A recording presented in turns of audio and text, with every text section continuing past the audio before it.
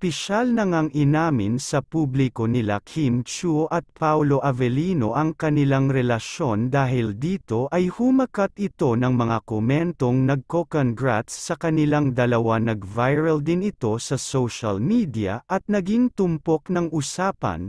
Ganon din ka-proud ang It's Showtime family sa kanilang relasyon dahil dinanas ni Kim Chiu sa kanyang relasyon noon. Ngunit ganon na lamang din ang tila ay di matanggap ni Sian Lim ang pangyayari at umano ay sumugod ito sa shooting ng bagong palabas ni Kim Chiu at Sian Lim na at kinumpranta ang aktres na si Kim Chiu. Ayon sa kanya ay ginagamit lang umano ni Kim Chiu si Paolo Avellino para tuluyan siyang makalimutan nito.